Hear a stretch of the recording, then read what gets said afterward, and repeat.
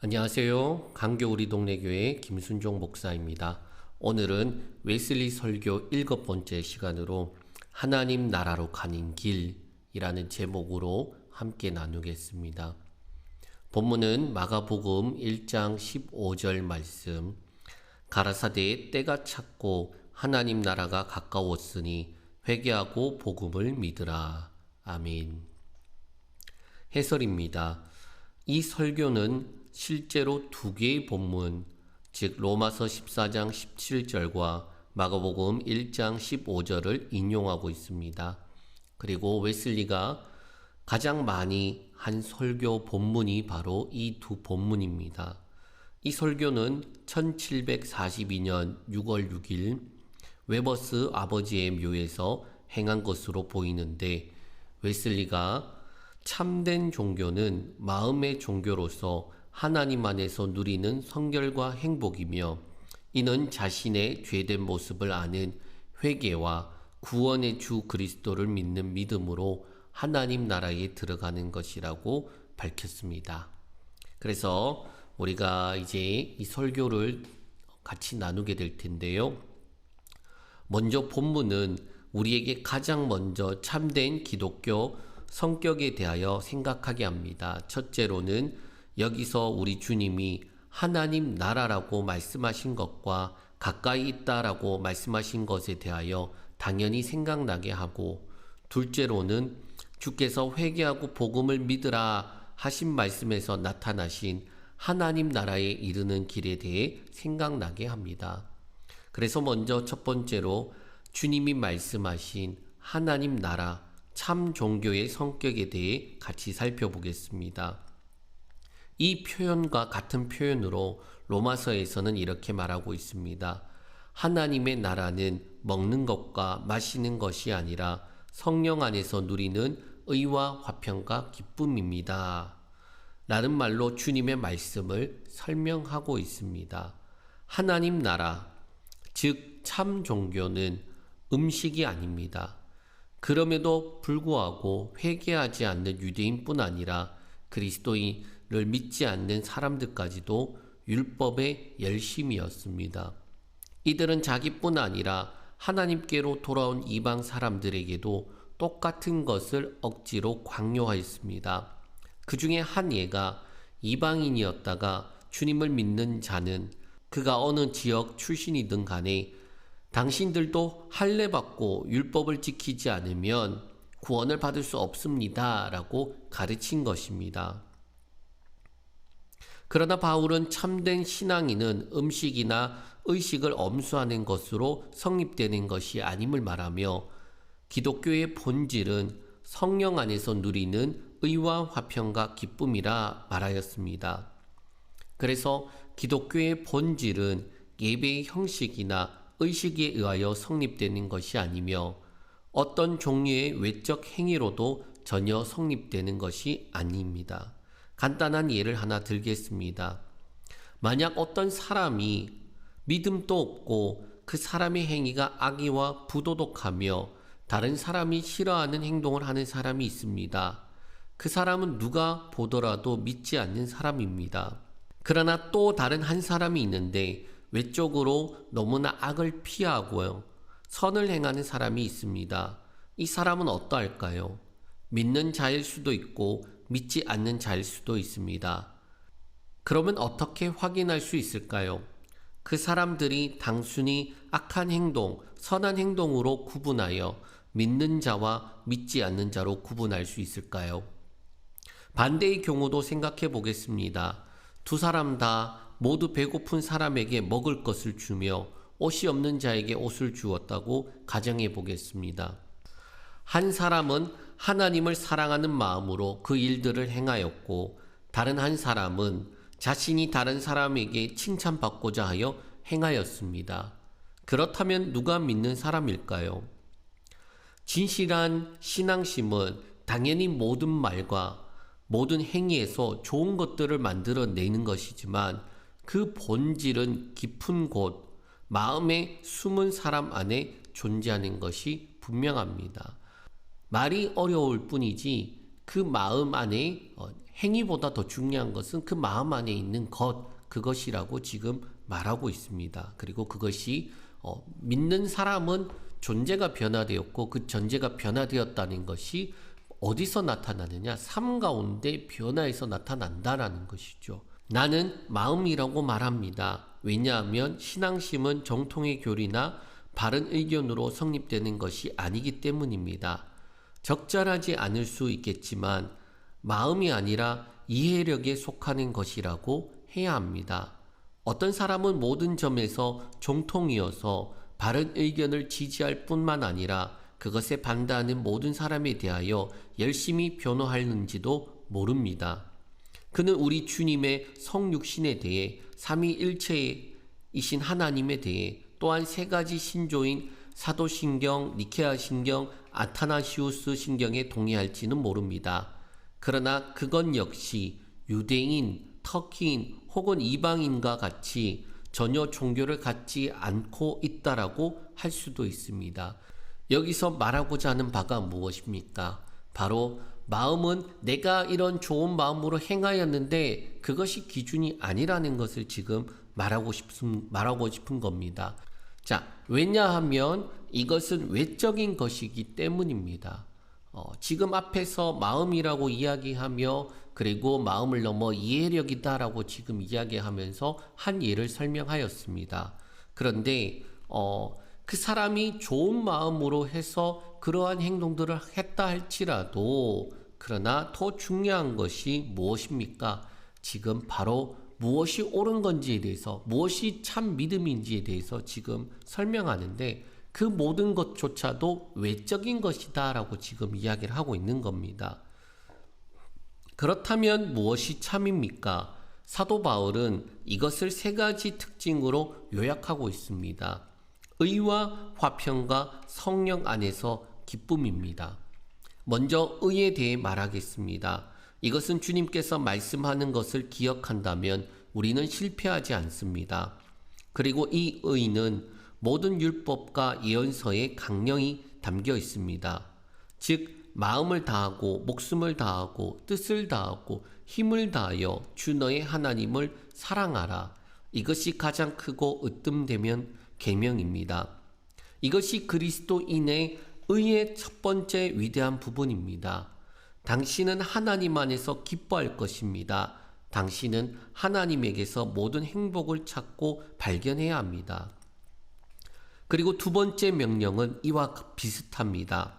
그리스도인의 의의 두 번째 위대한 부분은 첫째와 매우 밀접하게 연결되어 있습니다. 즉, 두 번째 부분이란 내 이웃을 내 몸같이 사랑하라는 것입니다. 당신의 이웃이 누구인가요? 당신의 가장 가까운 사람일 뿐만 아니라 하나님께서 지으신 모든 영혼을 의미합니다. 이러한 사랑이 율법의 완성이요 모든 그리스도인의 요약이며 모든 내적인 의가 이루어진 것이 아니겠습니까? 참 종교, 곧 하나님과 사람에게 바르게 향하는 마음은 성결과 함께 행복도 포함합니다. 다만 의로울 뿐만 아니라 평화와 성령 안에서 기쁨이기도 합니다. 어떠한 평화입니까?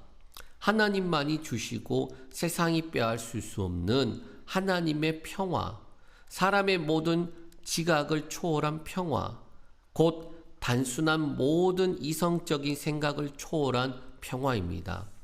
그것은 장차올 세상의 권능에 의한 초자연적인 감동이고 신적 경험입니다. 하나님의 영이 그리스도인의 영과 함께 그가 하나님의 자녀라는 것을 증거합니다.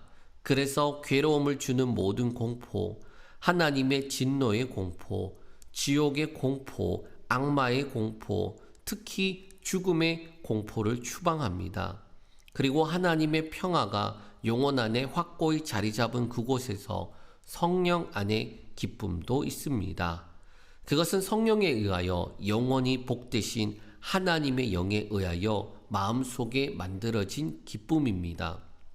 우리는 이제 그리스도 안에서 속량을 받았습니다. 그리고 그것은 하나님과의 화해를 얻은 것이고 그리스도 예수 때문입니다. 성령은 그리스도 예수를 통하여 하나님 안에서 기쁨을 주십니다. 성령의 증거로 생겨나는 평온하고 확실한 하나님의 자녀라는 기쁨을 그리스도인의 영혼 속에 충만하게 하는 것입니다. 이 성결과 행복이 하나로 되어 있는 것을 성경은 가끔 하나님의 나라라고 부르며 어떤 때에는 천국이라고도 부르고 있습니다. 하나님의 나라라고 불리는 것은 그것이 영혼을 하나님께서 지배하신다는 사실 속에서 맺어진 직접적인 열매이기 때문입니다. 하나님께서 그 전능하신 능력을 나타내셔서 우리의 마음 속에 그의 자리를 정하자마자 우리의 마음은 즉시 그 의와 평화의 성령에 의한 기쁨으로 충만해집니다. 천국이라고 불리는 것은 그것이 영혼 안에 열려있는 하늘이기 때문입니다. 왜냐하면 이것을 경험하는 자는 누구나 천사와 사람 앞에서 변하지 않는 성경의 근본적인 뜻에 따라 다음과 같이 단언할 수 있기 때문입니다. 영원한 생명이 주어졌고 영광이 땅 위에 시작되었다. 성경은 도처에서 하나님께서 영원한 생명을 우리에게 주셨다는 것과 그 생명은 그 아들 안에 있다고 말씀하고 있습니다. 그래서 비록 불타는 난로 한가운데 있어도 영원한 생명을 가진 사람은 하나님을 향하여 다음과 같이 자신 있게 말할 수가 있습니다. 주여, 당신의 능력의 도우심으로 우리는 당신을 주 하나님의 아들로 경배합니다. 인간의 몸을 입고 세상에 나타나신 당신을 향해 끊임없는 할렐루야를 외치고 하늘에 있는 당신의 보좌를 향하여 우리가 여기서 찬양을 드립니다. 당신이 현존하시는 곳, 거기가 천국이기 때문입니다. 이 하나님의 나라 혹은 천국은 가까이에 있습니다. 이 말이 처음 사용되었을 때 하나님께서 육신으로 나타나시고 그의 나라를 사람들 속에 지으시며 그의 백성들의 마음에 군림하실 때 그때가 찼다는 것을 의미했습니다. 그때가 이제 성취된 것이 아닙니까? 보라, 내가 세상 끝날까지 항상 너희와 함께 있겠다. 즉 하나님의 이름으로 죄의 용서를 전파하는 자들과 함께 하나님께서는 세상 끝까지 함께 계십니다. 그러므로 복음이 전해지는 곳에서는 어디서나 이 하나님의 나라는 가까이에 있는 것입니다. 이제 두 번째로 예수님께서 회개하고 복음을 믿으라라는 말씀에서 하나님의 나라에 이르는 길에 대해 살펴보겠습니다. 이 길을 걷기 위해 첫째로 회개해야 합니다. 즉 당신 자신을 알아야 합니다. 이것이 믿음에 앞서서 먼저 이루어져야 하는 최초의 회개입니다. 죄의 의식 혹은 자신을 아는 일입니다. 그러므로 잠자는 자여 깨어나십시오. 당신의 내면 깊은 곳의 본성의 부패를 아십시오. 당신은 그 부패 때문에 본래에 의해서 멀리 떠나버렸습니다. 그래서 당신의 이해력은 어두워졌고 당신의 의지는 하나님의 의지가 아니며 하나님께서 사랑하는 모든 것을 싫어하며 모든 악과 하나님께서 미워하시는 모든 더러운 행위를 지향하고 있습니다. 이것이 당신의 마음, 당신의 본성의 부패입니다. 이러한 악의 뿌리로부터 어떤 가지가 성장할 수 있겠습니까? 그리고 어떤 열매가 자라날 수 있겠습니까? 끊임없이 쓰고 악한 것을 생산할 뿐입니다. 당신은 죄의 삭은 사망이요, 즉 시간적인 죽음이 아니라 영원한 죽음이라는 것을 알지 못합니까? 죄를 범한 영혼은 죽을 것이다 라고 주님께서 말씀하셨습니다. 그것은 둘째 죽음을 의미합니다. 그리고 모든 죄인은 지옥불의 위험에 있습니다. 아니, 더 정확한 번역은 지옥불의 손과 아래 놓여져 있습니다. 임박한 지옥불입니다 라고 지금 말하고 있는 것이죠. 즉 처형장으로 끌려가고 있고 당신은 영원한 죽음에 해당되는 죄에 대한 책임을 져야 합니다. 그렇다고 하나님의 진노를 너그럽게 하기 위하여 당신의 모든 죄를 속량하기 위해서 당연히 받아야 형벌을 면하기 위해서 무엇을 하려고 합니까? 아무것도 할 능력이 없습니다. 그렇기 때문에 영원히 멸망해야 할 사람, 즉 죄를 책임져야 할 사람을 구할 도움의 길이 없었다라면 영원히 멸망할 뿐입니다. 아무것도 할 능력이 없는데 이러 아무것도 할 수 없는 자를 구하기 위해서 도움을 주신 분, 바로 예수 그리스도가 없었더라면 당신은 영원히 죽어야만 하는 사람입니다. 라고 지금 말하고 있습니다. 또 이제부터 당신이 완전한 복종하여 지나간 죄를 복사할 수 있다 하더라도 그것은 당신을 전혀 유익하게 하지 못합니다. 왜냐하면 당신은 완전한 복종을 할 수 없기 때문입니다. 이것이 바로 지난번에 나누었던 내용이지요. 우리가 율법으로 완전한 구원에 이를 수 있습니까? 율법으로 완벽하게 할 수 있습니까? 할 수 없습니다. 우리가 그 모든 것들 완전한 복종을 할 수 있었나요? 거기에 대해서 지난번 시간에 어떻게 이야기를 나누었습니까? 가장 완벽한 사람이었던 아담, 그가 의지적으로 죄를 범하였습니다. 가장 완벽하였는데 그러나 그는 죄를 범하고 말았습니다. 그런데 우리는 어떠한 사람들입니까? 가장 완벽한 사람이 죄를 범함으로 모든 사람이 죄 아래 있게 되었습니다. 완벽하게 깨어지고 박살나버린 사람들입니다. 그러한 사람들이 지금 무엇을 하고 있습니까? 가장 완벽했던 아담조차도 하지 못하였던 것을 지금 하려고 한다는 것입니다. 어떠한 방법으로, 노력으로 온전한 악을 온전한 선으로 바꿀 수가 없습니다. 그래서 웨슬리가 참 재미있는 비유를 하는데요. 죽은 육체를 살리고 무덤 속에 누워있는 자를 생명으로 다시 살리는 것. 죽어있는 사람 다시 살릴 수 있습니까? 또는 무덤에 있는 사람을 다시 살려낼 수 있나요? 그것은 불가능한 것인데 지금 완벽한 복종을 하려고 하는 사람, 율법으로 의로워지려고 하는 사람이 바로 이와 같다라고 말하고 있습니다. 그러므로 스스로가 얼마나 무기력한가를 깊이 아는 일이 하나님 나라의 징조가 되는 후회할 것이 없는 회개입니다. 또한 당신이 죄에 대해 전적으로 책임을 느끼지만 그것을 해결하기엔 무력한 사람이라는 것을 충분히 경험하고 있다면 당신은 하나님 나라에서 멀지 않다라고 말할 수 있습니다. 예수님께서 그런 말씀하셨죠. 의인에게는 필요 없고 죄인에게는 필요하다. 바로 병든 자에게는 지금 의원이 필요하다라고 말씀하셨던 그 내용과 지금 동일한 것입니다. 그래서 당신은 이제 회개하십시오. 지금 복음을 믿으십시오. 복음은 좀 더 넓은 의미로는 예수 그리스도를 인하여 인류에게 나타나신 모든 계시를 의미하며 때로는 우리 주님께서 인간들 가운데 계실 동안에 행하시고 괴로움을 받으셨던 모든 것을 의미합니다. 저는 이 부분이 참 중요하게 또 넓은 의미에서 기초 가운데서 그리고 조금 더 성장한 단계에 있는 사람들에게 지금 말하고 있는 내용 같습니다. 그 핵심이 뭐냐? 예수 그리스도께서 죄인을 구원하시려고 세상에 오셨다라는 것, 바로 죄의 문제 해결뿐만 아니라 또 하나님께서 세상을 극진히 사랑하셔서 외아들을 주셨으니 누구든지 그를 믿으면 멸망하지 않고 영생을 얻으리라. 혹은 그가 찔림은 우리의 허물을 인함이요 그가 상함은 우리의 죄악을 인함이라. 그가 징계를 받음으로 우리가 평화를 누리고 그가 채찍에 맞음으로 우리가 나음을 입었도다 라는 것입니다. 예수 그리스도께서 하신 일들, 그리고 그 일들을 통해서 우리가 구원받을 뿐만 아니라 더 나아가서 지금 또 하시고 계신 일들 때문에 우리가 누리고 살아가고 있는 것입니다. 이것을 믿는다면 하나님의 나라는 당신의 것입니다. 믿음으로 인하여 당신은 그 약속을 얻는 것입니다. 그러면 하나님께서 마음에 안심하라, 내 죄가 사여졌다라고 말씀하시자마자 하나님 나라는 임하는 것입니다. 당신은 의와 평화와 성령 안에서 누리는 기쁨을 얻는 것입니다.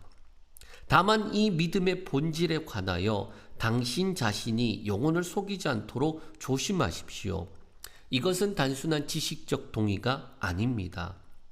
그런 것이라면 당신처럼 악마도 믿고 있는 것입니다. 그래서 믿음이란 단순한 지식적 동의 이상으로 그리스도 예수를 통하여 하나님의 자비를 확실히 신뢰하는 일입니다. 그것은 용서의 하나님을 확신하는 일입니다.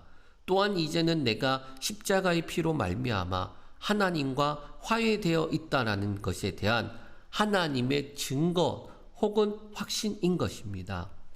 당신은 그렇게 믿고 있습니까? 믿는다면 하나님의 평화가 당신 마음속에 있는 결과로 슬픔과 탄식이 도망가 버립니다.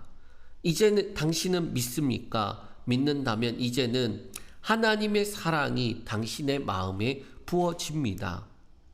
당신은 하나님을 사랑합니다. 왜냐하면 하나님께서 우리를 먼저 사랑하셨기 때문입니다. 당신은 하나님을 사랑하기 때문에 또한 당신의 형제도 사랑합니다. 사랑과 평화와 기쁨으로 충만해 있으므로 당신은 또한 인내와 친절과 신실과 선함과 온유와 절제 및 같은 성령에 의한 모든 열매로 채워집니다. 한마디로 말하면 거룩한 하늘과 하나님의 모든 기질로 채워집니다. 이러한 회개와 믿음과 평화와 기쁨과 사랑 그리고 영광에서 영광으로 변화, 세상 사람들이 당신을 관기, 단순한 열광, 오늘날로 말하면 미친 사람 취급하는 것으로 그래서 보게 될 것입니다. 그러나 하나님의 사람인 당신은 그렇게 보지 않고 그런 비난으로부터 동요되어서도 안 됩니다. 당신은 당신이 믿는 분을 알고 있습니다. 누구도 당신으로부터 그 영광의 면류관을 빼앗아 가지 못하도록 하십시오. 그러므로 아무리 당신의 죄가 클지라도 모든 죄를 가진 그 모습 그대로 하나님의 어린 양에게 당신을 내던지십시오. 그때에 우리의 주님이요 구주이신 예수 그리스도의 영원한 나라로 들어가는 은혜의 문이 당신에게 열릴 것입니다. 아멘. 이 설교는 지난번 시간에 같이 나누었던 그 설교들과 같이 웨버스 아버지의 무덤에서 행하여진 설교입니다. 그래서 웨슬리의 네 번째와 다섯 번째 설교인 믿음에 의한 칭의, 믿음으로 얻는 의와 연결점이 있습니다. 그리고 같은 내용들이 담겨져 있습니다.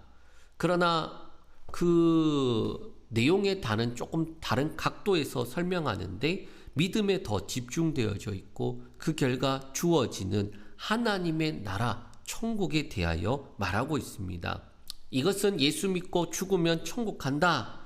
그런 말보다 더 큰 것을 포함하고 있습니다. 그리고 그 증거에 대해 의와 화평과 기쁨이다 라고 말하며 믿는 사람들은 이러한 의와 화평과 기쁨으로 충만한가? 그렇게 스스로 질문하며 점검하게 하고 믿지 않는 자들에게는 회개하고 믿어 하나님의 나라가 가까이 왔음을 가지라라고 지금 말하고 있습니다. 저는 개인적으로 하나님 나라를 말하며 의와 화평과 기쁨을 연결하여 현재 당신이 의와 화평과 기쁨으로 충만하여 있는가에 대해 저 스스로 묻게 되는 그런 시간이었습니다. 의와 화평과 기쁨으로 충만한가? 제가 27살 때 30이 넘은 전도사님에게 이런 질문을 했습니다. 저는 군대도 다녀오고 그러면은 밤에 무서울 것이 없어질 것 같았는데 늦은 밤 학교에 있으니 괜히 무섭더라고요. 전도사님은 그런 게 없나요? 그 전도사님의 대답이 제가 기억하는 게 맞는지 모르겠지만은 나도 늦은 밤 혼자 있으면 무섭다라고 하시더라고요. 그러면서 나이 들면 그런 게 없어지지 않을까? 그렇게 이야기를 했었습니다. 나이 들면 무서운 것이 없어질까? 물론 그럴 수도 있겠죠. 아니 어떤 사람은 그런 것이 없는 사람들도 있겠지요. 그러나 더 중요한 것은 하나님의 나라가 임한 것, 하나님이 주시는 평화와 그런 기쁨이 환경과 여건을 압도하는 것입니다. 그러니까 앞에서 나왔던 그러한 내용들이 있었죠. 하나님으로부터 주시는 그 의와 화평과 기쁨 때문에 그래서 죽음에 대한 두려움들 또는 내가 하나님의 자녀인데 자녀로서 죄에 대한 부분들 기타 등등에 대하여서 오는 두려움들 더 나아가 죽음의 두려움들 그러한 것들이 어떻게 된다고 했습니까? 없어진다라는 거예요. 아니 더 정확하게는 그 모든 것들이 의와 화평과 기쁨 하나님 주시는 것으로 어떻게 보면 압도되는 것입니다. 개척을 하고 나서 보니까 참 현실적인 문제들에 참 많이 부딪히게 됩니다. 그때마다 참 막막합니다. 그래서 뒤돌아보니 뭐 어찌어찌 넘어갔더라 그렇게 말할 때가 있었는데 이제 와서 보니 그게 아니라 하나님의 평화가 하나님의 은혜가 나의 상황과 환경보다 압도하기 때문이었구나라는 생각이 들었습니다. 단순히 예수 믿으니 죽으면 천국 간다는 식으로 어떻게 버티면 된다.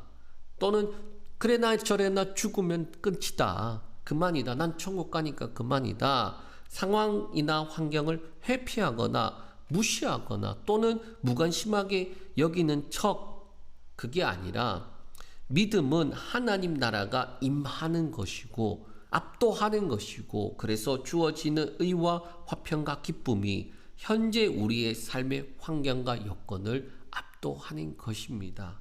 이 은혜가 넘치시길 축복합니다. 기도하겠습니다. 하나님 아버지 감사합니다. 오늘 웨슬리의 설교를 통하여서 먼저는 제 자신을 돌아보면서 하나님께서 주신 것이 무엇인지 또 그것이 하나님 나라가 임한다라는 것이 무엇인지 그것을 내가 누리고 있었음을 인하여 감사합니다. 참 많이 어려운 일들, 여러 가지 문제들, 그리고 막막함들이 다가올 때마다 걱정, 근심, 염려하던 모습이었지만 그러나 예수 그리스도를 믿어 구원받았다면 하나님의 자녀가 되었고 그 자녀가 되어서 죽으면 천국 가는 그런 식이 아니라 내 안에 하나님 나라가 이미 임하여서 하나님이 주시는 의와 화평과 기쁨이 충만함으로 모든 상황과 환경을 압도하고 있음을 인하여 감사합니다. 그 은혜를 누릴 때마다 주신 구원의 은혜가 얼마나 큰지 그래서 이 땅을 살아가면서 예수 그리스도로 날마다 살아가며 그래서 날마다 주신 그 압도하시는 은혜로 이 땅 가운데 넉넉히 승리하며 살아감을 인하여 감사합니다.